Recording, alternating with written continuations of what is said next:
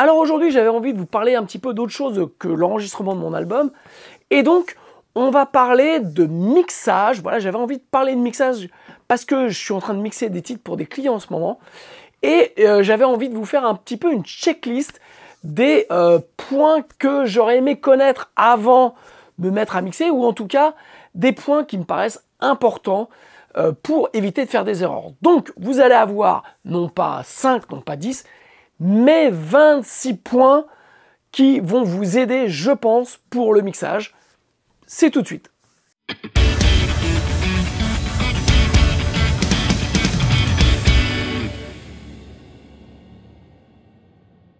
Salut à toutes et tous, c'est Jaf. Aujourd'hui dans Bibi Blabla, on va parler mixage parce que on aime ça, parce que vous aimez ça, je le sais, bande de petits chenapans. Et donc, je vais vous donner, en tout cas, mes points qui me paraissent très importants, que vous devez vraiment avoir en tête, je dirais, à chaque fois que vous mixez. Et si vous ne les connaissez pas, eh bien, c'est des points sur lesquels vous devez travailler parce que, sincèrement, chaque point va vous permettre de progresser. La difficulté dans le mixage, c'est que quand on démarre, eh bien, on démarre comme ça, on met des plugs, on fait plein de choses. Et en fait, je vais vous expliquer pourquoi ces 26 points sont importants. Alors, sans plus de fleurs de rhétorique, chers amis, commençons par le premier point qui me paraît important, c'est de connaître vos écoutes ou connaître votre casque.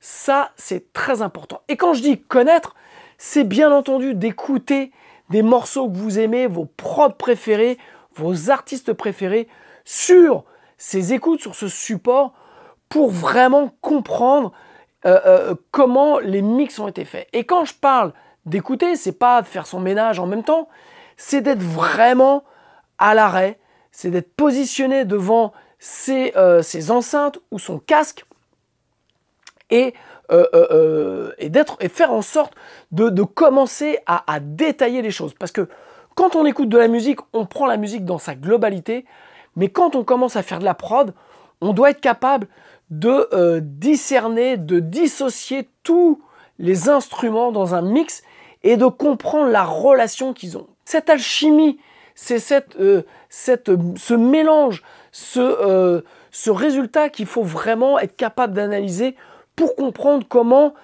tel producteur a fait ce mix, comprendre comment tel autre producteur a fait tel autre mix, et ça c'est important. Alors, si vous travaillez sur des écoutes, faites attention bien entendu à l'acoustique de votre pièce, faites attention puisque en gros ce que vous écoutez c'est la musique qui sort des speakers mais qui vit, je dirais, dans votre environnement, et puis donc ça, méfiez-vous.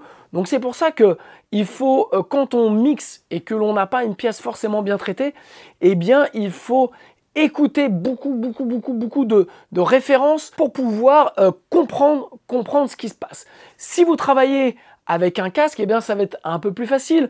Donc je ne vais pas revenir sur les histoires de casques avec plugin pour pouvoir simuler des régies, ou casque tel mon S5X de chez Holo, voilà, qui vous permet de mixer en toutes circonstances. En plus, Holo a sorti maintenant un plugin qui vous permet de corriger les quelques petits détails, les quelques pouillèmes de dB qu'il faut. Je ne vais pas en reparler. Vous avez, j'avais fait un Bibi Blabla, je vous mets le lien sur le Holo et son plugin. Et sachez que dans le descriptif, si vous souhaitez acheter un casque Holo, j'ai un code affilié qui vous permet de bénéficier d'un hard case et d'une rallonge de câble. Voilà, donc vous avez tout ça. L'autre point qui est important, puisqu'on est en train de parler de référence, c'est si vous travaillez, puisque en fait on voit ça souvent, travailler avec des références, des titres de référence dans vos sessions.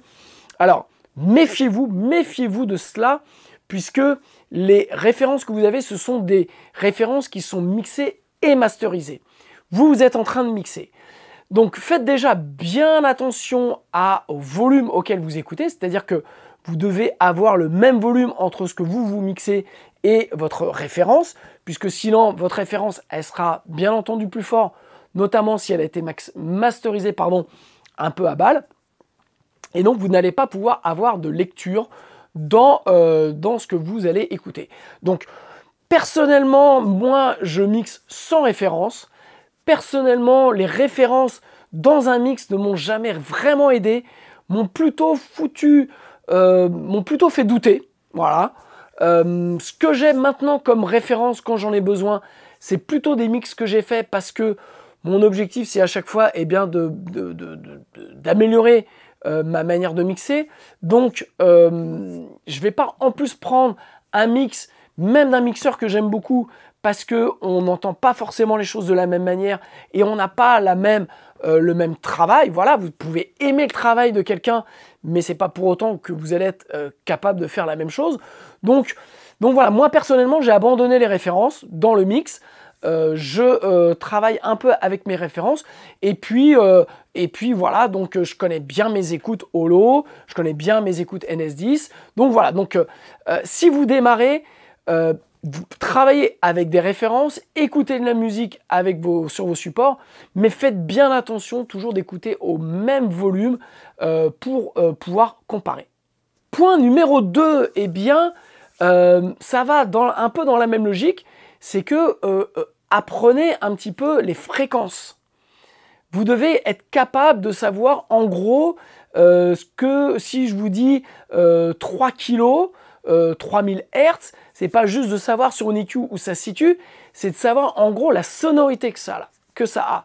De comprendre le son qu'il y a à environ à 800 Hz sur une guitare ou sur une basse, sur une batterie. Voilà, donc en fait, vous devez comprendre un petit peu la cartographie des fréquences, mais surtout, vous devez l'entendre.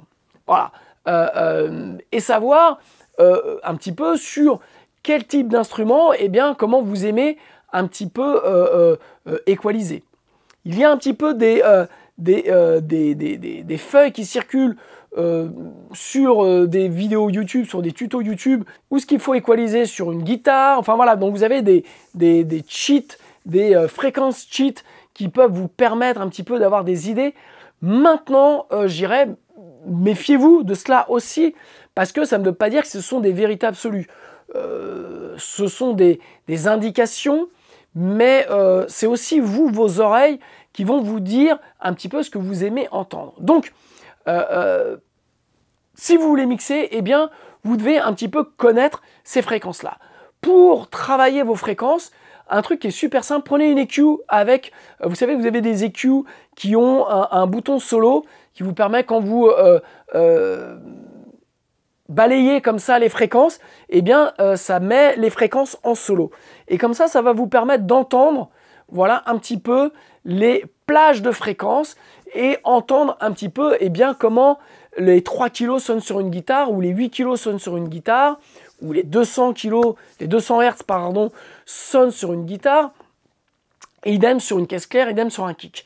Donc ça peut être un bon exercice si vous démarrez, de prendre donc une EQ, voilà, avec une plage de fréquences en solo, et vous balayez comme ça, vous allez entendre et comprendre. Si vous n'avez pas une EQ comme ça, eh bien c'est simple, prenez une EQ avec une cloche resserrée, et puis comme ça vous allez pouvoir entendre. Donc ça, c'est un point que vous devez commencer à entendre ou à comprendre. Idem pour, que ce soit dans le mix ou quand vous allez faire des prises de son, eh bien savoir un petit peu là où ça sonne, parce que ça va vous permettre aussi d'identifier certains problèmes. Point numéro 3, eh bien le point numéro 3, c'est préparer vos sessions. Ne travaillez pas comme des cochons, les amis. Utilisez les noms sur les pistes, voilà, ça prend un peu de temps, mais utilisez les noms sur les pistes. Classez vos pistes par famille d'instruments, mettez un code couleur. Voilà, j'ai fait aussi un bip blabla là-dessus, sur la fameuse session de mon ami Eric D, voilà, qui m'avait envoyé une session de cochon, où j'avais passé plein d'heures pour pouvoir corriger les trucs. Donc, allez voir ce bip blabla, parce qu'il y a aussi plein de tricks pour eh bien, organiser sa session, ou des trucs qui ne vont pas.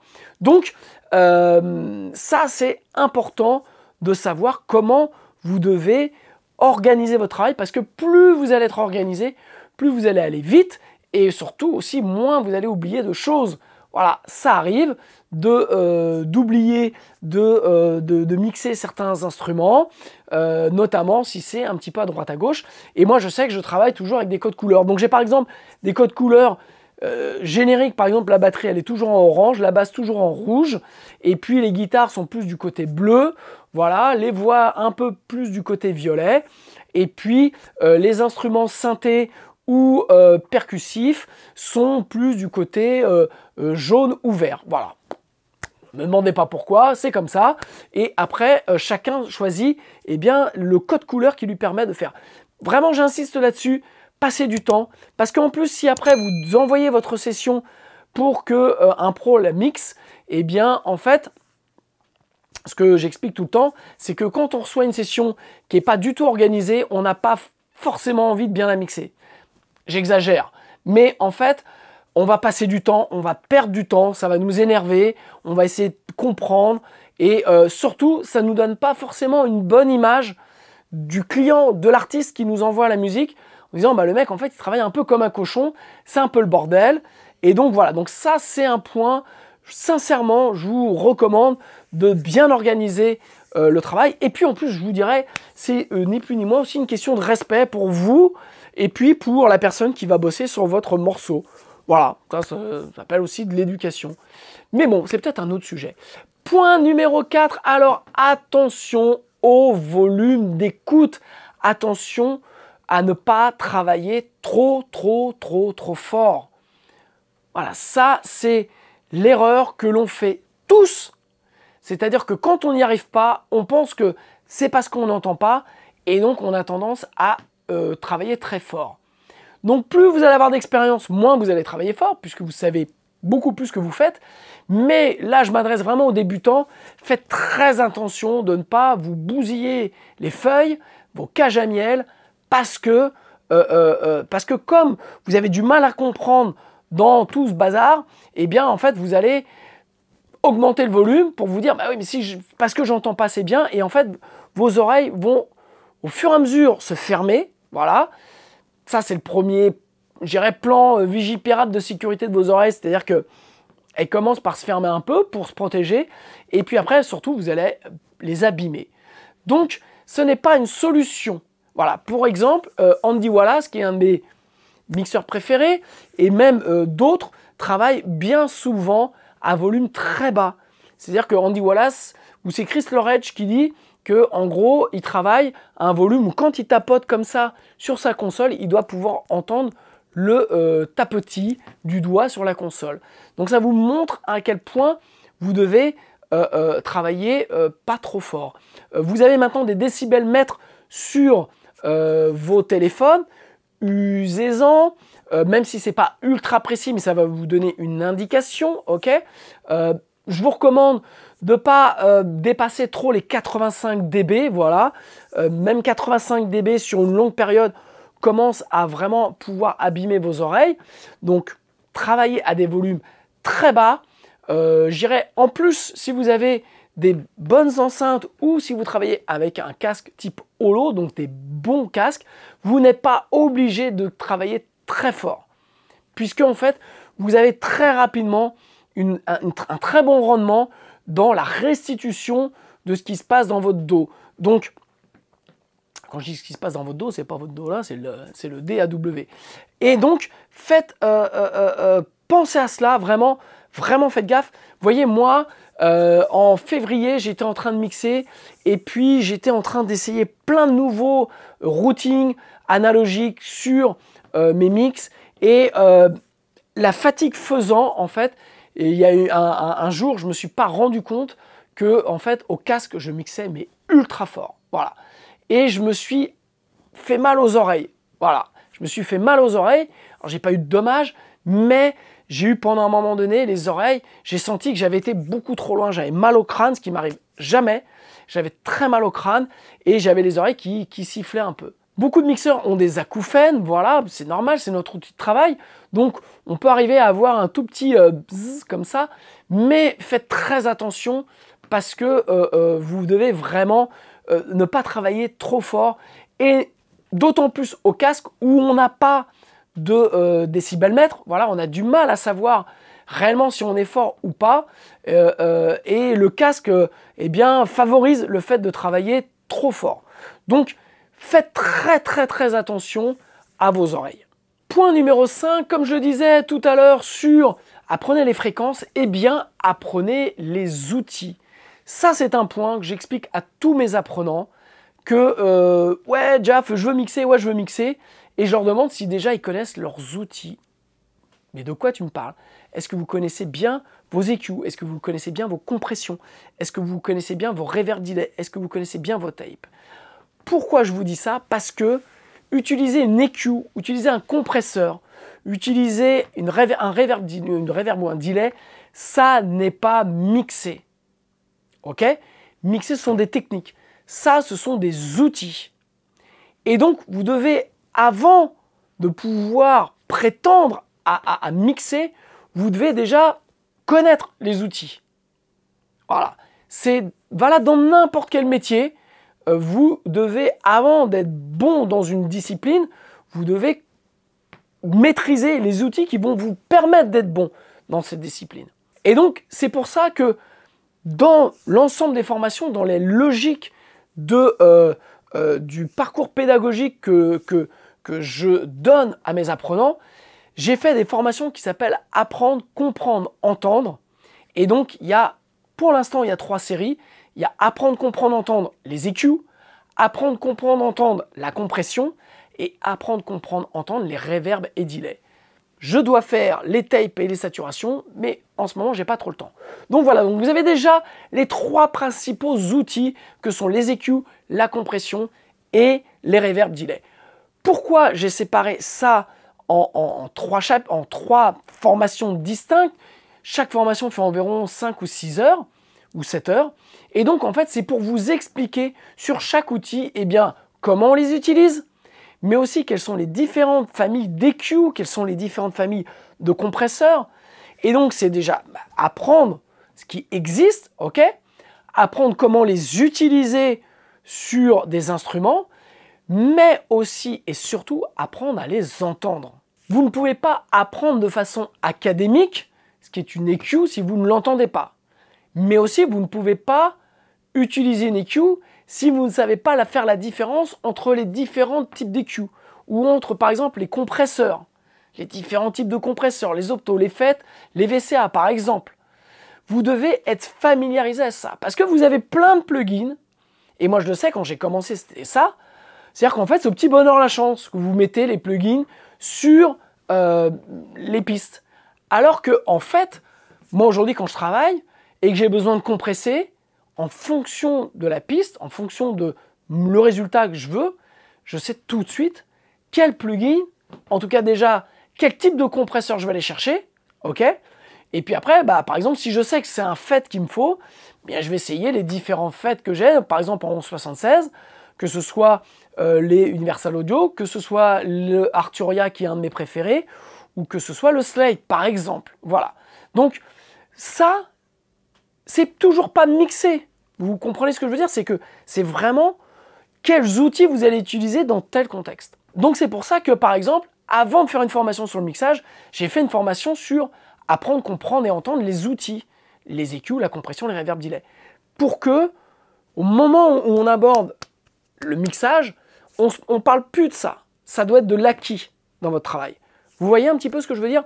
Donc voilà, donc ça, vous devez aussi faire vos gammes, quelque part comme un musicien, pour entendre les outils et les comprendre, savoir comment ils fonctionnent. Point numéro 6, faites aussi la différence entre les vumètres et vos oreilles. Alors, je sais, merveilleux compagnon, que on vous dit, oui, on ne mixe pas avec des vumètres. Moi si, par exemple. Et pourquoi je vous explique dans l'ensemble des formations que je fais pourquoi les vumètres sont importants, c'est parce que, en effet, on mixe avec ses oreilles, mais comme on peut se faire tromper par ses oreilles, par le volume auquel on écoute, par le volume dans le dos, en fait, les vumètres sont vos garde-fous. Donc, vous devez apprendre à lire et à utiliser les vumètres pour ne pas faire d'erreur, pour avoir des garde-fous et être 100% créatif avec vos oreilles. Vous voyez la différence?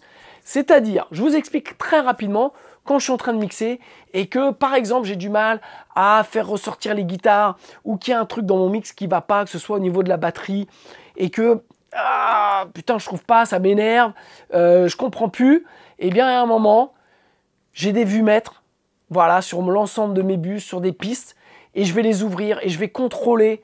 Et à ce moment-là, si je vois que les vumètres font ça, je me dis, eh bien, c'est peut-être là où j'ai un problème. Donc, vous devez apprendre à gérer les vumètres, à gérer le volume dans votre dos, mais aussi parce que ça va vous permettre de vous libérer de la partie, on va dire, académique, de la partie objective d'un signal, d'une onde, d'un son, pour pouvoir laisser toute la créativité à vos oreilles, à votre goût, pour avancer. Donc ça, c'est vraiment important.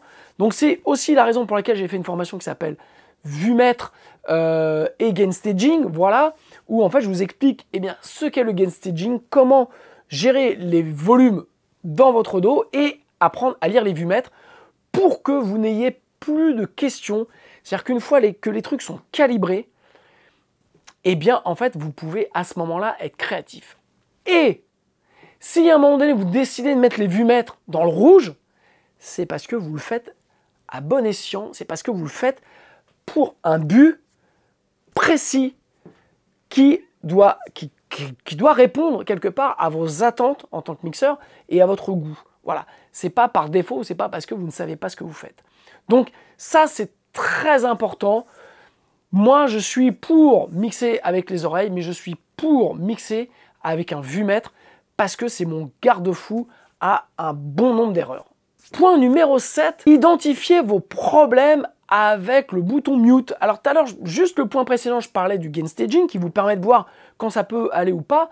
Eh bien, en fait, le bouton mute, pardon, c'est dur à dire, le bouton mute, eh bien, vous permet d'identifier les problèmes. C'est-à-dire que quand vous êtes face à votre mix et que vous vous rendez compte qu'il y a un truc qui ne va pas, eh bien, mutez. Mutez les guitares. Ok, quand vous mutez les guitares, le basse batterie fonctionne à 2000%, il y a peut-être des chances que vous ayez un problème sur les guitares. Si quand vous mutez les guitares, eh bien le problème persiste, c'est que le problème ne vient pas des guitares, mais le problème vient peut-être de la basse ou peut-être du basse batterie, ou voilà. Donc le bouton mute, j'ai du mal à le dire, le bouton mute, pas le mouton mute, ni le mouton mute. Bref, le bouton mute vous permet d'identifier les problèmes très rapidement et de voir un moment là où vous devez continuer à travailler parce qu'il y a un souci. Donc vous allez procéder par élimination des problèmes. Et ça, quand on a compris ça, eh bien ça va vous permettre vraiment d'avancer beaucoup plus vite. Point numéro 8, faites une mise à plat avant de démarrer votre mix. Votre mix, c'est-à-dire qu'avant de démarrer, vous devez balancer le titre, la session, c'est-à-dire que vous devez régler les volumes. Je pars du principe que vous avez réglé les problèmes de gain staging. Donc vous balancez vos volumes, vos panoramiques, ok. Vous ne rajoutez pas de plugin.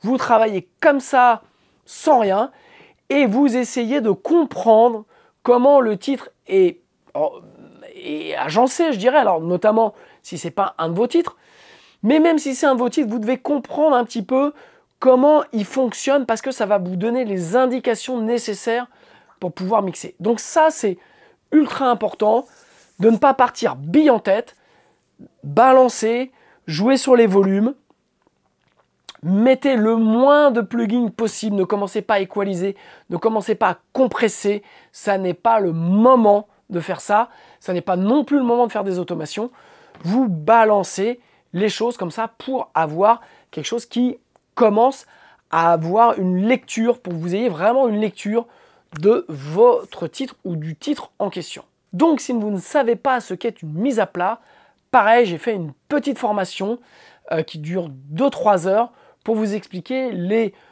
fondamentaux de la mise à plat et comment réaliser une mise à plat. Je vous le dis, il vaut mieux une bonne mise à plat qu'un mix raté. Voilà. Donc quand on démarre, il vaut mieux avoir l'humilité de se dire je fais une bonne mise à plat, ce qui va vous permettre déjà de le faire écouter à plein de gens, que plein de gens se rendent compte de la qualité de votre titre, ok? Parce que bien souvent quand on ne sait pas mixer, eh bien les gens vont se rendre compte que votre titre ne marche pas parce que vous avez foiré le mix, ok? Donc vaut mieux quelque chose de très simple et la mise à plat peut vous permettre vraiment d'avancer, de faire écouter même à des pros. Vous leur dites c'est pas mixé, mais ils vont se rendre compte que le titre fonctionne. L'idée de la mise à plat, je le redis, c'est la première étape pour faire en sorte que le titre fonctionne. Donc vous allez balancer, régler les panoramiques, régler les niveaux et rendre le titre cohérent juste par des volumes et des panoramiques. Alors une fois que vous avez fini votre mise à plat, eh bien on va parler de mix et mixer. Vous voyez un peu où je veux en venir. Mixer, c'est avant tout une méthodologie. C'est-à-dire que mixer, c'est là je vous ai déjà donné une partie de la méthodologie qui est la mise à plat, qui est d'apprendre les outils, qui est de préparer sa session. Voilà, toutes ces choses-là, c'est là où vous allez enfin, donc on en est au point 9, voilà, donc avant de mixer, eh bien, vous avez déjà 8 points déjà à gérer avant de mixer. Et donc mixer pour moi, c'est une méthodologie, c'est un travail, c'est un process qui doit vous permettre d'être reproductible dans ce que vous faites. Peu importe, je dirais, le style de musique que vous mixez, vous devez être capable, si c'est votre objectif, de mixer n'importe quoi. Alors après, vos goûts, vos oreilles vont plutôt vous emmener à mixer plus tel ou tel type de musique. On est d'accord. Mais je dirais sur le papier, vous devriez être capable de mixer n'importe quel style de musique parce que c'est, peu importe le support qu'on vous donne, la méthodologie que vous devez avoir, votre méthodologie doit être la même. Et là, j'insiste vraiment sur votre méthodologie. C'est-à-dire que vous devez, comme vous devez maîtriser les outils, comme vous devez les entendre, vous devez avoir votre propre process de travail parce qu'il correspond à ce que vous avez envie d'entendre. Alors, c'est la raison pour laquelle moi j'ai fait une formation qui s'appelle Mixage fini la galère. Ok, parce que vraiment l'idée c'était d'en finir avec la galère de mixer. Moi j'ai mixé pendant des années, enfin je pensais mixer, j'ai essayé de mixer pendant des années et j'arrivais jamais au même résultat. Voilà, donc ça veut dire que vraiment je faisais n'importe quoi, je n'avais aucune méthodologie et je comprenais au final pas ce que je faisais. Dans cette formation Mixage fini la galère, mon objectif c'est de vous montrer eh bien, une méthodologie qui marche, qui va être la base en fait à votre méthodologie que vous allez adapter à terme, mais ça va vous donner les fondamentaux, la logique pour que vous puissiez mixer. Pour ça, j'ai fait donc une formation en utilisant que des stock plugins, donc de Cubase, mais si vous travaillez sur Reaper, si vous travaillez sur n'importe quel DAW, ça marche de la même manière, puisque les stock plugins sont quasiment tous les mêmes, ok? Et donc vous allez apprendre comment créer votre template pour pouvoir eh bien, mixer selon une logique qui est la mienne, mais que j'ai pas inventé l'eau chaude hein, non plus. Hein. Je me suis inspiré de plein d'autres mixeurs. Et en tout cas, je vous montre une manière, une technique qui marche, puisque cette formation est sortie maintenant il y a plus d'1 an. Et tous ceux qui ont eh bien, acheté cette formation, qui l'ont suivie, qui ont appliqué la logique, sont aujourd'hui autonomes dans leur manière de mixer. Donc vous avez cette formation-là qui est disponible si ça vous intéresse. Et si ça vous intéresse,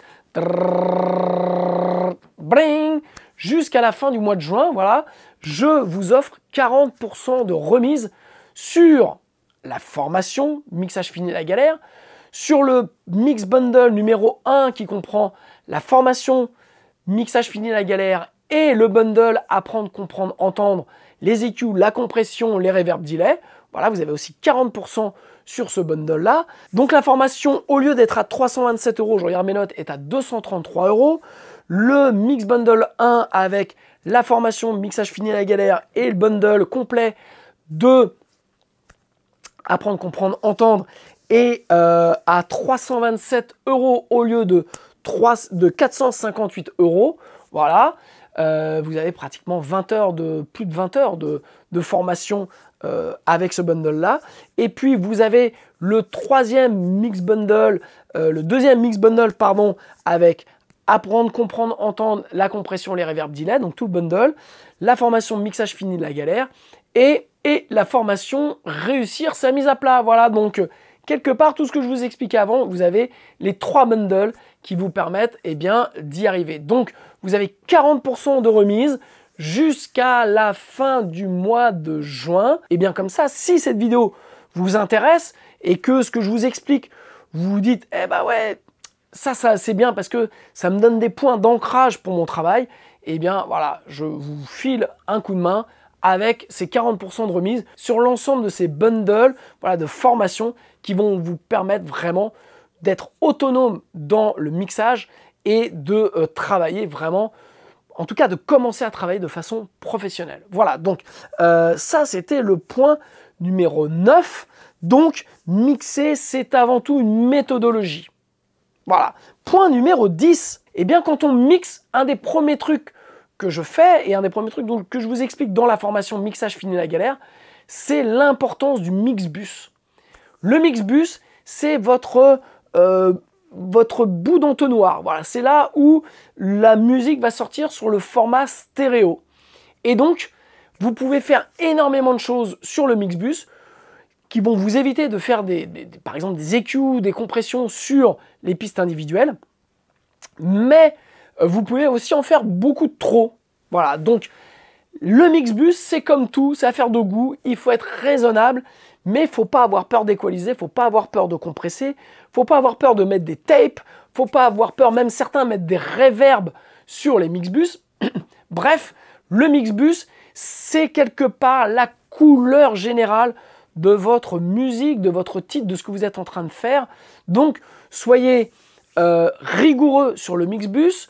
Vous pouvez ne pas hésiter à, par exemple, mettre des EQ et à en mettre beaucoup, je dirais, dans les traitements, ou vous pouvez être juste subtil dans ce que vous voulez faire. Voilà, il y a 2 techniques. Il y en a qui mettent des EQ un peu à balle dessus, ou d'autres, comme moi par exemple, qui font vraiment, c'est des petites choses, des petites pichenettes, mais qui permettent de caler l'image. Voilà, donc à vous de trouver, je dirais, votre méthodologie, ce que vous voulez entendre réellement. Le mixbus, c'est un des premiers trucs sur lequel vous devez travailler. C'est quelque chose sur lequel j'ai passé et je passe encore beaucoup de temps, voilà, dans l'optimisation de mon mixbus.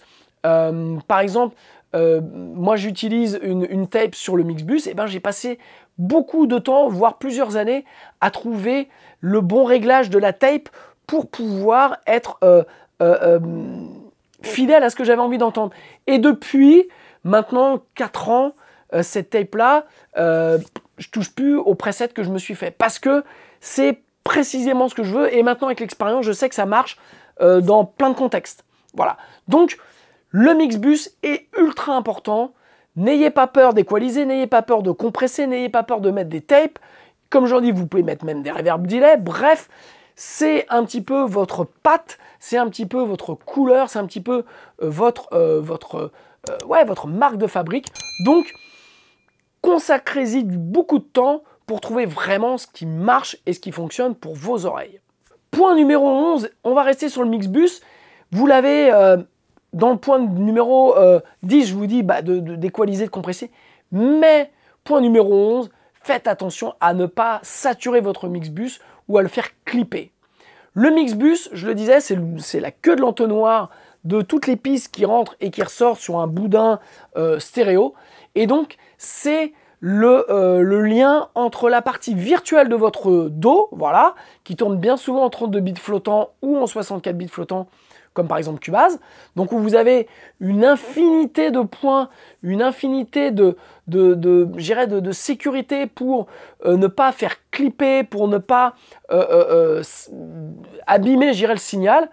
Mais une fois que vous ressortez du mixbus, eh bien, là, en fait, tout ce qui était quelque part des 0 et des 1 redeviennent du son. Voilà, redevient du son. Et donc, vous devez faire très attention à ce que votre mixbus ne sature pas, ne clippe pas, soit le plus safe possible. Alors, il y en a qui mettent des limiteurs parce qu'ils ne maîtrisent pas forcément peut-être tout. Mais une fois que vous avez commencé à clipper dans le limiteur, eh bien en fait le signal est abîmé quelque part. Et comme vous allez après, vous avez encore un mastering à faire, eh bien plus votre signal va être détérioré, eh bien plus le mastering va être limité. En tout cas, vous réduisez des options. Voilà. Moi, je sais que mon Mixbus maintenant, il est calé, mais je peux à 0,5 dB près le mettre un peu plus chaud ou un peu plus froid. Voilà. Ça va pas me donner le même résultat. En fonction du client ou en fonction de ce que je veux, eh bien, je vais jouer un peu là-dessus, mais ça reste dans des proportions qui sont de l'ordre de maxi 1 dB, voilà, parce que on a vite fait d'aller clipper, on a vite fait de détériorer le signal. Donc faites très attention à ne pas saturer votre Mixbus ou à le faire clipper. Point numéro 12, alors celui-là je pense qu'il va vous faire rire, mais je ne savais pas trop où le placer, mais je le place là, voilà, allez, bam, il arrive. Maintenant, point numéro 12, oubliez tout ce que l'on vous dit sur YouTube. Tintin! Eh bien oui les amis, parce que ce que je veux vous dire juste par là, c'est que les tutos, comme je fais, comme plein d'autres font, ne sont qu'une partie de la vérité. Ce que je veux vous dire par là, c'est que moi je fais toujours très attention dans mes tutos YouTube et dans mes formations, en fait, de vous donner des éléments de réflexion. Je ne vous donne pas des vérités. Ce que je vous explique, c'est quelque part, c'est ma vérité, mais c'est ma vérité du moment. Parce que je peux vous dire, ouais, ce plugin-là, il est chouette, j'utilise comme ça, et puis 2 mois après, je ne vais plus l'utiliser parce que je travaille maintenant différemment. Ce que je veux vous dire, c'est que la vérité est changeante, la vérité est ailleurs, vous le savez, je le dis souvent, ça, la vérité est ailleurs. Mais surtout, méfiez-vous de Guy les bons tuyaux sur les tutos YouTube où on vous dit, voilà, sur le Mixbus, faut mettre un Pultec et ça marche super bien. Moi, pendant un moment, pourquoi je vous donne cet exemple-là? Parce que c'est tombé au moment où j'avais fait mon stage Mix with the Master avec Andrew Cheps, qui lui met un Pultec sur son Mixbus. J'avais vu d'autres tutos sur YouTube où les mecs disaient, ouais, mais ça, c'est le truc imbattable, tous les grands mixeurs font ça. Bon, bref. Je me suis dit, si tout le monde le fait, il faut que je le fasse. Ah oui, quitte à être con, autant être mouton. Donc j'ai fait ça pour me rendre compte au final que je ne supporte pas ce bon son de Pultec sur mon Mixbus. Voilà, je ne sais pas travailler avec, je n'aime pas le son. Voilà, mais j'ai mis 3 ans d'essais et d'essais et d'essais pour comprendre que ça ne marche pas avec moi. Donc ce que je veux vous dire par là, c'est que là, même ce que je suis en train de vous donner, ce sont des points à vous de toujours vous faire confiance dans ce que vous aimez entendre. Je vous parlais de vos oreilles, on parlait des vumètres et de vos oreilles, et je vous disais, ce sont vos oreilles, au final, qui priment. Eh bien, c'est la même chose. Si il y a un blaireau sur YouTube comme moi qui vous dit, ce plugin-là, il est mortel, eh bien, allez le tester. Et puis, si rapidement, vous voyez que ça ne marche pas, bien, vous dites, bah, c'est pas que forcément le mec est un blaireau, j'exagère, mais c'est que ça marche pour ses oreilles, ça ne marche pas pour les vôtres. Donc, remettez toujours dans le contexte, et le contexte, ce sont vos goûts, vos oreilles, vos attentes, vos ambitions, ce que vous aimez entendre. Voilà, ça c'est votre vérité, c'est votre vérité. Donc, relativisez toujours ce qu'on vous dit, et c'est aussi une des raisons pour laquelle moi j'essaie plutôt de vous parler de méthodologie, de process de travail, plus que de vérité, voilà, d'outils, parce que moi par exemple, j'aime pas trop les 1176, j'aime bien les VCA en compresseur. Est-ce que ça veut dire que le 1176 n'est pas bien? Non, ça veut dire que Monsieur Jaff, Monsieur Chapeau, eh bien les 1176, soit il ne sait pas bien les utiliser, soit ses oreilles sont pas faites pour ça. Vous m'avez compris, on s'en fout, voilà, on s'en fout. Glanez tout ce que vous avez à glaner, mais à un moment donné, il faut le digérer. Il faut vous dire, voilà, moi je veux ça, et vous devez travailler dans ce sens-là. Donc, méfiez-vous des chapeaux qui, sur YouTube, vous donnent des bons tuyaux. Point numéro 13, alors celui-ci, je l'aime bien aussi, ce point numéro 13-là, parce qu'on le voit souvent dans les tutos YouTube, c'est mixer en mono. Voilà, il faut mixer en mono. Alors, pendant un moment, il y avait cette mode, je dirais, que, en gros, il fallait faire tout son mix en mono. Voilà, et puis à la fin, vous aviez le droit d'appuyer sur le bouton stéréo pour découvrir votre mix en stéréo. Alors, je me souviens de ça parce que c'était il y a quelques années et j'avais posé la question à Andrew Cheps dans le cadre de Mix with the Master en lui disant, bah voilà, est-ce que toi tu mixes en mono? Et il m'a regardé, il m'a dit, bah non, on a inventé la stéréo, pourquoi je me ferais chier à mixer en mono? Donc à ce moment-là, je me suis dit, ah bah oui, c'est vrai que c'est quand même plus agréable. Et puis, bon, voilà, sauf si un client me le demande, mais aujourd'hui, on me demande de la largeur, on me demande de la stéréo, donc voilà. Donc, après, il y a des mecs très bien qui font des super mix et qui les mixent en mono. Confère le point précédent. Donc, ce que je veux juste vous dire, c'est que à vous de voir. Voilà. Moi, je sais que j'utilise parfois le mono pour à un moment donné me rendre compte si je perds pas quelque chose, si j'ai pas un problème de phase, voilà. Mais je ne mixe pas en mono, je mixe en stéréo. Et à un moment donné, bam, j'appuie sur le bouton mono. Ça dure 5 secondes, 10 secondes grand max pour me rendre compte si oui ou non ça va, si oui ou non j'ai pas de problème. Voilà. Donc je me sers plus du mono comme un peu le bouton mute pour identifier des sources de problèmes que j'aurais, notamment par les phases, puisque le bouton mono, quand on passe en mono, c'est ce qui vous permet notamment de voir si vous avez ou non des problèmes de phase. Point numéro 14, alors celui-ci je l'aime bien. Donc mes apprenants me l'entendent le répéter à longueur de cours parce que quand je mixe, je passe mon temps à ne penser quasiment qu'à ça, j'exagère, mais c'est mon point sur lequel je suis assez, je passe du temps, c'est le gain staging. Voilà, c'est bien de vérifier que bien déjà mes tracks sont au bon niveau, que ensuite mes envois dans mes bus sont au bon niveau, que mes envois dans mes sends et mes FX sont au bon niveau, que mes envois dans mon master est au bon niveau. Bref, vous avez compris, le gain staging, c'est pour moi 80% de la réussite d'un mix. Ce que je veux dire, c'est que si vous avez déjà bien gain stagé, si vous respectez plein de trucs, eh bien votre mix, à défaut d'être mortel, sera pas mal. Ok? Si vous ne respectez pas le gain staging, il y a de fortes chances que votre mix soit pourri. Ça, c'est mon avis. Il y a d'autres personnes qui font des tutos qui ne respectent pas ça, qui ont des résultats différents. Voilà. Après, c'est une question de goût. En tout cas, moi, voilà, je vous livre ma vérité. C'est que le gain staging, c'est un des points les plus importants. En gros, il y a quelques années, après avoir fait plusieurs années, et quand je vous dis plusieurs années, c'est pas loin de 10 ans de home studio à essayer de faire des mix, à faire des trucs, où j'ai fait mes 2 premiers albums sans savoir réellement ce que je faisais.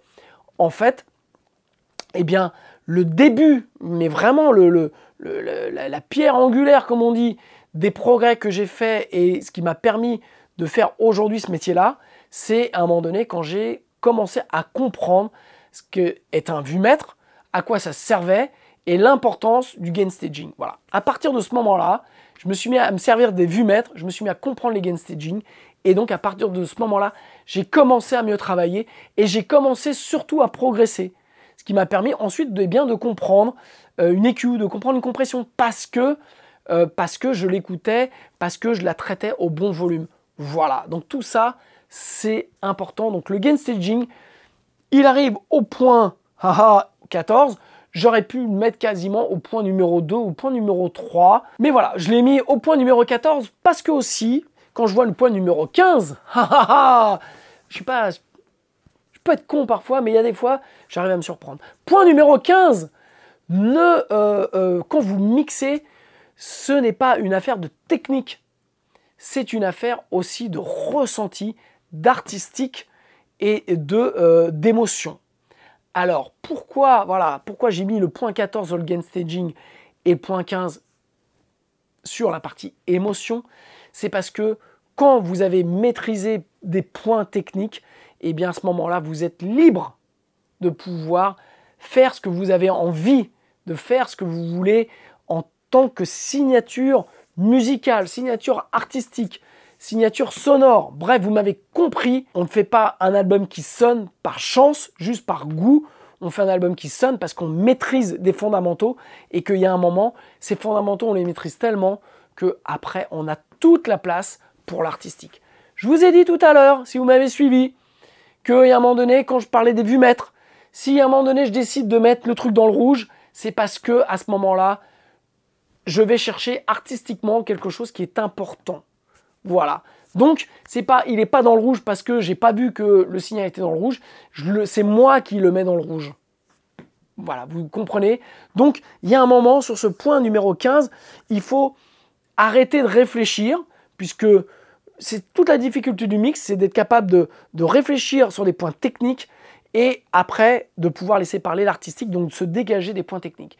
Et c'est aussi pour ça que la formation Mixage Fini la Galère est organisée comme ça et à cette méthodologie, puisqu'elle vous permet de baser votre travail sur des ancrages de mix, sur des ancrages par votre template, par quelques points importants qui vont vous permettre de laisser parler votre côté artistique, votre musicalité, pour emmener votre musique ou le mix que vous faites pour votre client là où vous voulez vraiment l'emmener.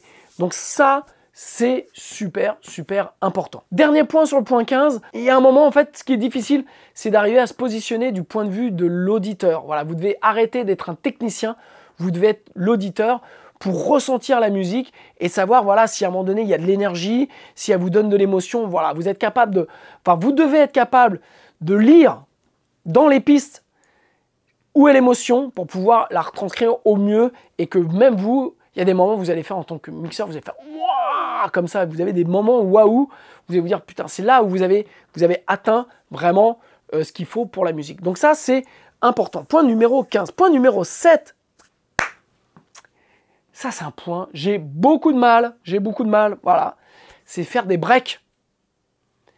Alors, il y en a qui disent qu'il faut travailler maximum 40-45 minutes, faire un break de un quart d'heure, 10 minutes, pour revenir. Voilà, moi je sais que j'ai beaucoup de mal à couper. Alors, aussi parce que je travaille à bas volume, ce qui me permet de pouvoir travailler longtemps, mais malgré tout, le recul, et à un moment donné, on perd le recul. Et c'est vrai qu'il y a des moments, je vois que je commence à tourner en rond, que je commence à faire un peu n'importe quoi. Bah tiens, je vais retoucher la guitare alors que la guitare, elle me semblait bien faite. Et à ce moment-là, je me dis, hop, hop, hop, hop. Voilà. Gardez toujours des oreilles fraîches, une perspective pour pouvoir prendre les meilleures décisions et les prendre rapidement. Je parle souvent à mes apprenants de l'écoute du lendemain. Vous le voyez aussi, j'en ai beaucoup parlé dans mes bibi blabla sur l'enregistrement de mon album, où je vous dis, bah tiens, voilà, j'ai fait un montage rapide, mais j'écouterai demain matin. Parce que le lendemain matin, j'ai les oreilles fraîches. Vous voyez, ce matin, je me suis levé à 4 heures. Et qu'est-ce que j'ai fait? J'ai commencé à tuner les voix pour mon album, commencé à finaliser un petit peu sur certains titres, à réécouter les voix déjà pour être sûr, à tuner les quelques trucs qu'il y avait. Je vais vous préparer pareil un bibi blabla sur cette partie-là qui me paraît être intéressante. Mais ça, voilà, je le fais au petit matin quand j'ai les oreilles à peu près fraîches pour pouvoir faire ça. Donc, voilà, faites des breaks, faites des pauses, ça va vous permettre de revenir et vous allez faire play et vous allez vous rendre compte tout de suite de ce qui ne va pas. Point numéro 17, ça c'est aussi un point qui est important, que j'explique dans la formation Mixage Fini la Galère, c'est faites des static mix, faites des mix qu'on appelle statiques, c'est-à-dire que votre mix doit être aussi le reflet, je vous ai parlé dans un des points précédents, de la mise à plat avant de démarrer le mix, et bien en fait, votre mix, c'est votre mise à plat version plus, avec des belles EQ, avec un peu de compression, avec des envois, des reverb delay, mais tout ça doit être en mode statique, ça veut dire que votre mix doit fonctionner sans la moindre automation. Arrêtez de faire des automations dès le départ. Alors il y en a déjà qui font des automations alors que ils n'ont pas encore commencé le mix, ils sont encore en session de travail. Il y en a qui font des automations dès le début du mix, voilà. Sincèrement, c'est une erreur, puisque la manière dont vous allez équaliser, la manière dont vous allez compresser, la manière dont vous allez faire des envois dans vos send FX de compression, de delay, de reverb, de machin, de trucs, va positionner les instruments les uns par rapport aux autres d'une certaine manière. Si vous faites des automations avant, les envois de la piste qui a une automation, bah, ils vont être brouillés puisque il y a une automation et en fait, vous allez vous paumer. Voilà, vous allez vous paumer. Moi, je me suis paumé aussi pendant des années. Maintenant, comment je travaille, c'est-à-dire que je fais les automations après première validation du client. C'est-à-dire que je fais un mix statique, je l'envoie au client pour déjà qu'il me dise « Ouais, j'aime bien, je veux plus d'énergie, ou il y a ça, ou je veux la guitare. » Voilà, déjà qu'il me donne son retour. Et ensuite, je vais faire des automations, des très légères automations sur certains trucs. Alors, je peux par exemple faire des automations en début sur certains instruments, mais spécifiques, voilà. Mais par exemple, les voix, je fais très rarement les automations. Je les fais, c'est le dernier truc que je fais dans le mix, avant de tourner le mix final. C'est-à-dire que c'est le dernier truc que je fais des petites automations de voix, parce que normalement, mon mix doit fonctionner de façon statique. C'est-à-dire que ma compression doit être bien réglée, et que si elle est bien réglée, elle fonctionne à 80%, 90% dans le mix. Je vais juste aller mettre des pichenettes à certains endroits où la compression ne fonctionne pas à ce moment-là, où j'ai besoin de mettre en avant certaines choses. Vous comprenez ce que je veux dire? Donc, ne faites pas des automations trop tôt. Travaillez vraiment en static mix. Un mix, c'est une balance avant tout, comme une mise à plat. Donc, vous devez avoir quelque chose qui fonctionne sans automation, sans rien, et trouver les points médians aussi. J'appelle ça parfois, vis-à-vis de mes apprenants, des points médians. C'est-à-dire que votre fader sur la voix, si par exemple il est à moins de 50, eh bien en fait, ça doit fonctionner partout à moins de 50. Et vous allez ensuite, en fin de course, fin de travail, vous allez faire juste des micro-automations, ok, sur cette voix-là, pour vraiment faire que tous les mots soient vraiment bien à leur place. Voilà, commencez pas à faire des automations alors que vous n'avez pas compressé, vous n'avez pas équalisé, c'est une erreur. Point numéro 18, laissez des pistes sans traitement, sans plugin. Vous n'êtes pas obligé de mettre des plugins sur toutes les pistes. Il y a des pistes qu'on n'a pas besoin. Voilà, il y a des pistes qui sont bien enregistrées, qui arrivent dans certains... Voilà, ce que je vous disais par rapport, 1, aux fréquences, 2, aux outils, c'est-à-dire que ce sont des outils qui vous permettent de modeler le son. Il y a des sons qui n'ont pas besoin d'être équalisés. Il y a des sons qui n'ont pas besoin d'être compressés. Voilà, il y a des sons qu'on... Voilà, moi, il y a des mix, j'ai des pistes où il n'y a rien du tout. Voilà, il n'y a absolument rien. Donc, ne vous sentez pas obligé de mettre des plugins partout parce que vous avez des plugins. Ça, c'est la plus grosse erreur de ne pas être capable de juger de ce que vous devez faire.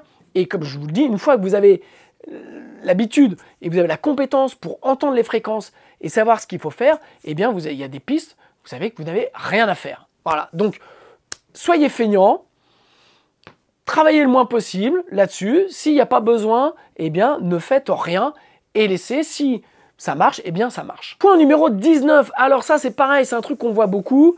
Les subtractive EQ, il y en a qui vous préconisent de faire des EQ où on fait que retirer. Alors là-dessus, ça va rejoindre le point précédent. Faites attention. Voilà, faites attention. Moi, j'ai une période où je suivais bêtement ce que me disaient mes gourous de YouTube et donc je faisais que des EQ subtractives.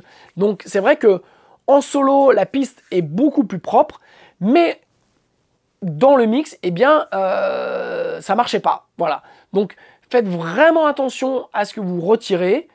Faites vraiment attention aussi à ce que vous ajoutez. C'est vraiment une question de goût, c'est vraiment une question de savoir où vous devez intervenir et pas faire n'importe quoi. Donc, méfiez-vous des notches. Les notches, ce sont des EQ avec des Q très fins, ce qui vous permet vraiment d'aller nettoyer certaines fréquences de façon très chirurgicale. C'est très bien, mais n'en faites pas trop. Voilà, n'en faites pas trop, parce que vous allez aussi créer des problèmes de phase en fonction des EQ que vous allez utiliser sur les titres. Et donc, vous allez avoir votre piste en solo qui va bien fonctionner. Et puis, une fois que c'est pas en solo, vous l'entendez plus, vous savez pas où elle est, vous êtes obligé de la mettre forte. Et puis en fait, il se passe plus rien sur cette piste parce que, quelque part, vous l'avez retiré de la vie. La vie, c'est aussi des défauts. Ça, on le sait tous. Donc, les défauts ne doivent pas tous être corrigés sur toutes les pistes. Ok ? Faites-le, donc méfiez-vous de ce côté des pros, de l'EQ subtractive qui font que retirer. Vous pouvez aussi finir à avoir pas mal de problèmes à cause de cela. Savoir lâcher le guidon, voilà, on le voit dans les compétitions de pâtisserie, hop, les mecs ils lèvent le bras. Eh bien, il faut savoir aussi à un moment sur son mix, lever les bras et dire je ne touche plus à rien. Voilà. Moi maintenant, pareil avec l'expérience, je commence à savoir quand il y a encore un truc qui me chiffonne.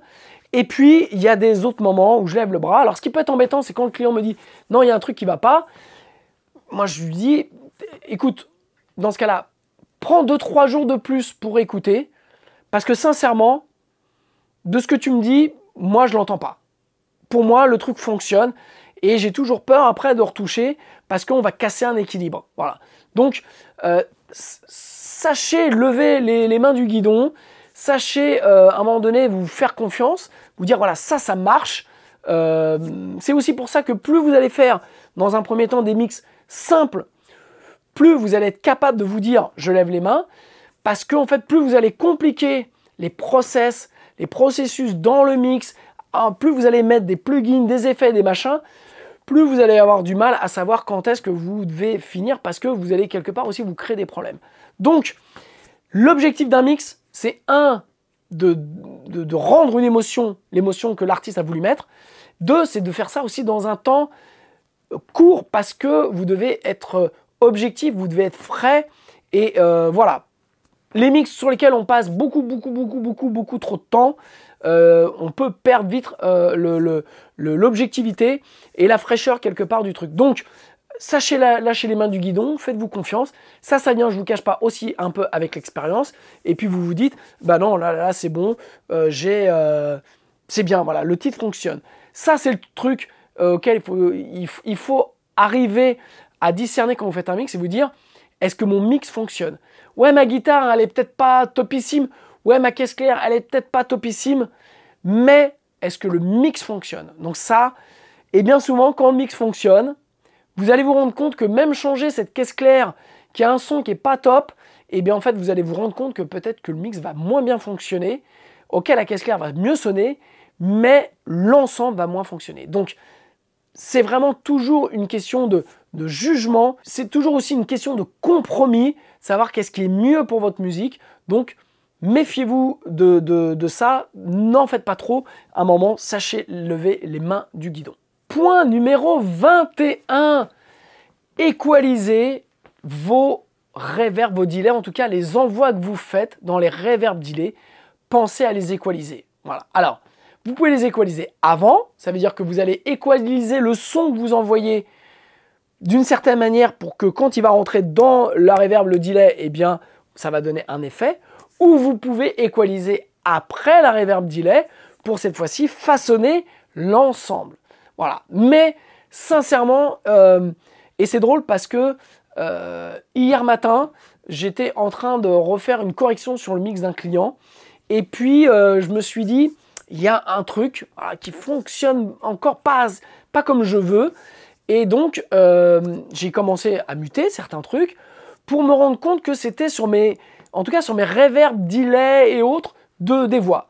Et en fait, je suis allé porter un peu plus d'attention sur certaines EQ que j'avais, sur des reverb delay en FX, pour supprimer certaines, rajouter d'autres, bref, pour retravailler très légèrement des trucs. Et au final, mes voix étaient beaucoup plus intelligibles, les effets, on les sentait beaucoup mieux.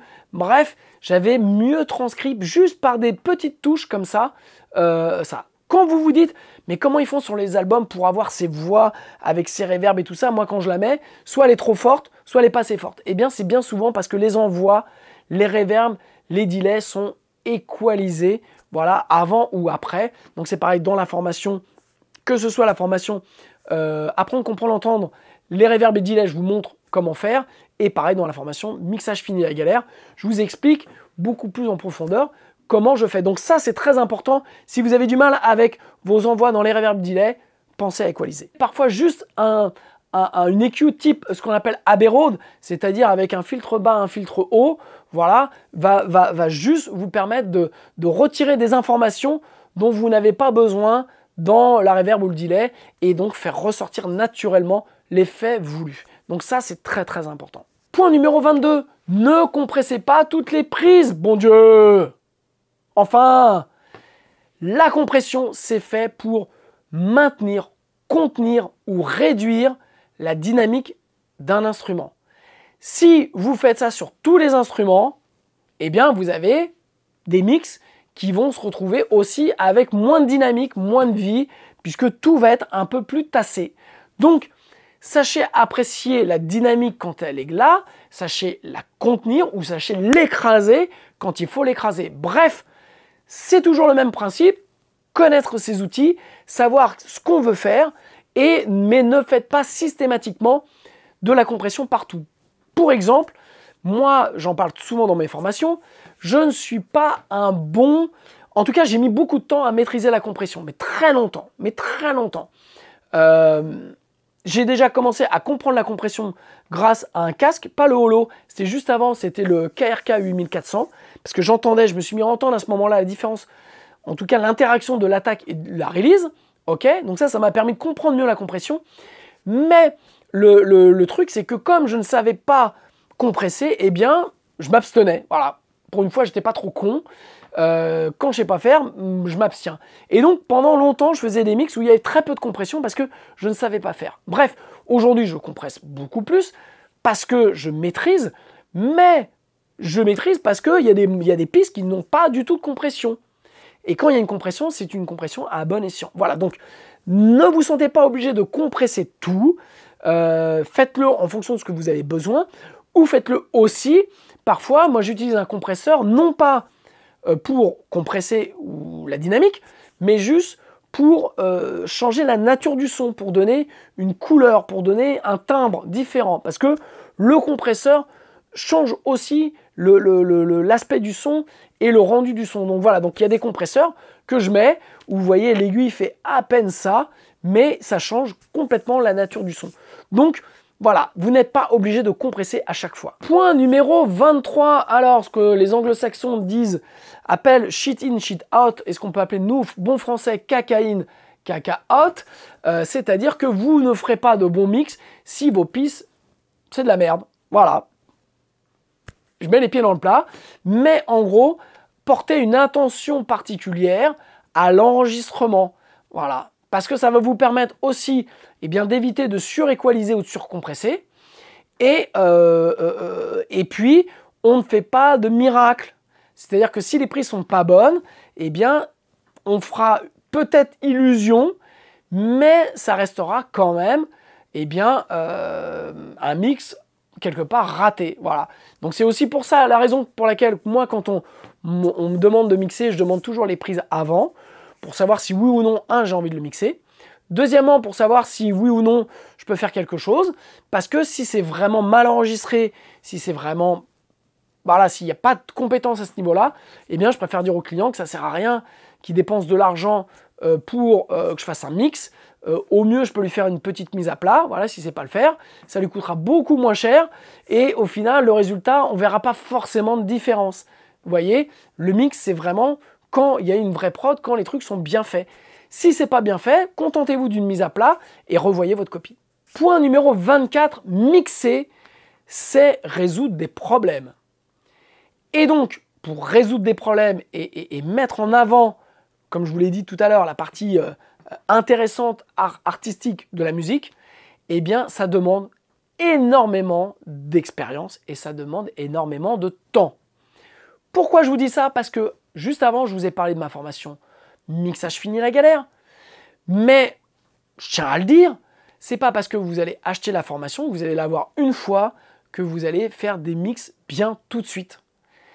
Vous allez bouffer du mix, vous allez bouffer des trucs pour vous rendre compte comment on mixe, parce que vos oreilles, si vous prenez le bundle apprendre, comprendre, entendre, vos oreilles vont apprendre les outils, vont finir par les entendre, et tout ça, c'est de l'expérience. Pourquoi je vous parle de ça? Parce que j'ai eu cette semaine un client qui m'a appelé pour que je lui mixe des titres, et il m'a posé quand même la question, il m'a dit, mais là, moi, je veux que le projet sorte fin d'année, si je prends la formation mixage, est-ce que tu crois que je peux la faire? Mon idée, c'est pas de lui vendre forcément du mixage, c'est que je lui dis, ouais, tu pourras le faire, mais pas pour cet album-là, peut-être pour le prochain. J'ai eu le cas aussi d'un autre apprenant qui a suivi des cours avec moi. Il a pu mixer son premier EP parce que c'était que des samples. Donc, je vais expliquer comment mixer simplement des samples. Donc, en fait, il a fait une mise à plat plus, on va dire. Et puis, il a enregistré son deuxième album avec des vrais instruments. Il a voulu le mixer et il m'a demandé mon avis et je lui ai dit que c'était pas bien. Et je lui ai fait un essai rapidement sur un de ses titres et il s'est rendu compte de la différence. Bref, ce que je veux vous dire, c'est que apprendre, c'est aussi remettre, comme on dit 100 fois sur les trucs de vieux con. Mais c'est la réalité. C'est-à-dire que vous allez en bouffer pendant 1 an, 2 ans, 3 ans avant de maîtriser, d'entendre tout ça. Donc voilà, mon idée, c'est pas de vous vendre de la formation. Mon idée, c'est de vous expliquer aussi dans ce point-là, le point numéro 24, c'est vous expliquer que, eh bien, il n'y a pas de miracle, il n'y a pas de magie. Si vous voulez mixer, il va falloir y passer beaucoup de temps. Donc, à vous de voir si vous voulez, eh bien, devenir mixeur ou pas. Si vous êtes déjà amélioré, ce que j'ai dit à mon client, je lui dis si déjà tu améliores par d'autres formations, par un accompagnement que je peux te faire, tu améliores déjà les prods que tu fais, tu vas déjà économiser énormément d'argent. Voilà. Et les mix que moi je vais te sortir seront encore meilleurs parce que la matière que tu vas me donner va être au-dessus de ce que tu es capable de faire aujourd'hui. Voilà. Et c'est valable aussi pour moi, c'est-à-dire que de prod en prod, j'améliore. J'achète du matos aussi.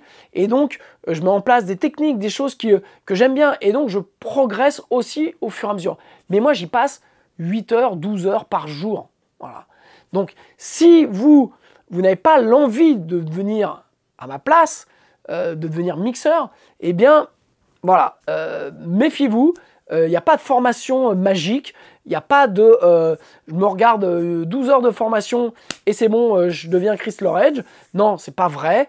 Vous allez vous taper les 12 heures de formation, vous allez peut-être vous les retaper 2 fois parce qu'il y a plein de trucs qui vont vous passer au-dessus de la tête, ce qui est normal.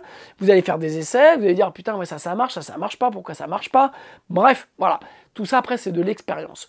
Donc, sur ce point numéro 24, pour résoudre des problèmes, il faut être capable de les identifier. Et en fait, on les identifie comme dans n'importe quel métier quand on a de l'expérience et que on écoute et on se dit « Ah, ça vient de la guitare. Ah non, j'ai un problème là-dessus. Là, j'ai un problème de phase. J'ai un problème de... » Parce que ça, maintenant, c'est des choses qui peuvent... On peut mettre du temps à trouver les problèmes, mais plus le temps avance, plus je trouve, moi, mes problèmes de mix ou les problèmes dans la prod parce que j'ai de l'expérience. Donc, voilà. Résoudre des problèmes, c'est de l'expérience et ça ne vient pas du jour au lendemain, même avec une formation excellente comme mixage fini la galère. Point numéro 25, mixer toujours dans le contexte.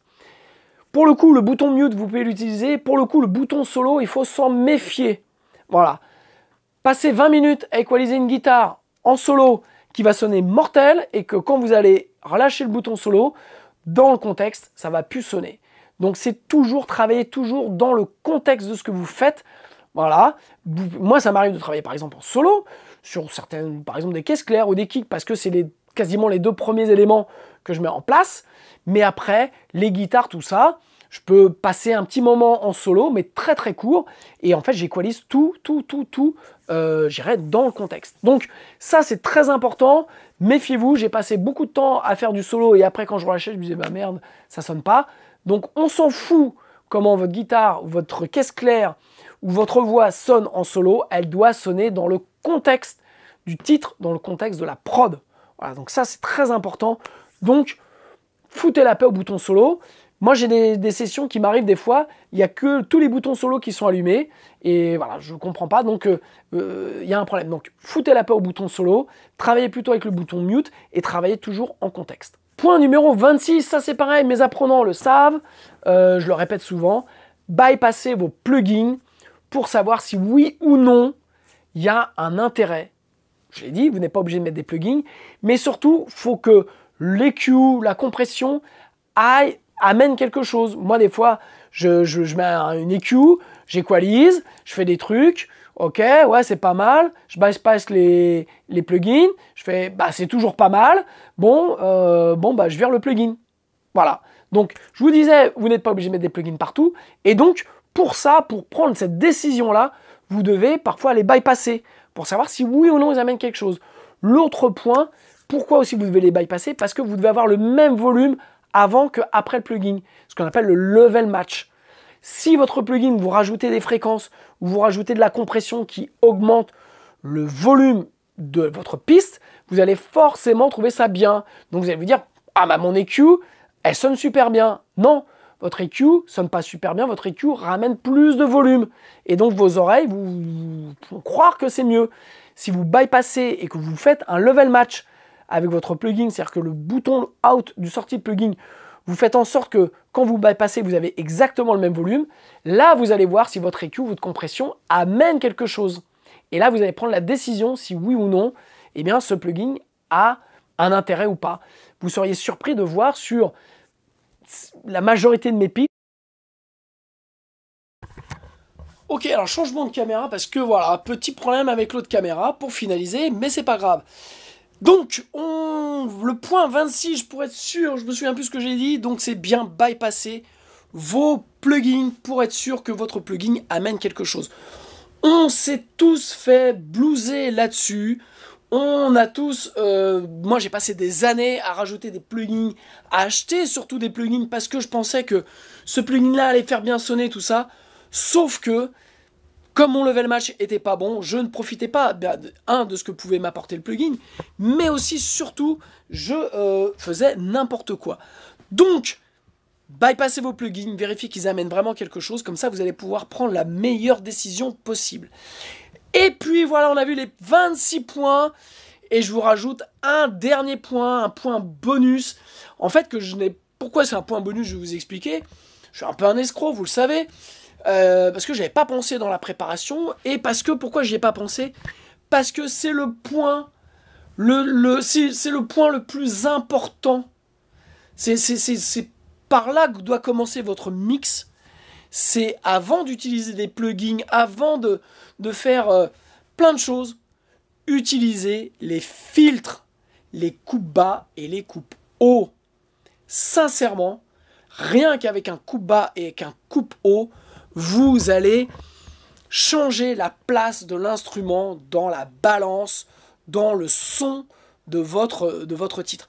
Il y a des fois, je me rends compte encore moi aujourd'hui que voilà, j'ai avancé et comme je vous ai dit, il y a des pistes, je mets pas de plugin et puis je me dis, il y a quand même un truc qui est bizarre là-dessus ou qui, hop, et d'un seul coup, je rajoute un petit filtre, je coupe le bas ou je coupe un peu le haut et blam, d'un seul coup, le titre revient vraiment droit devant.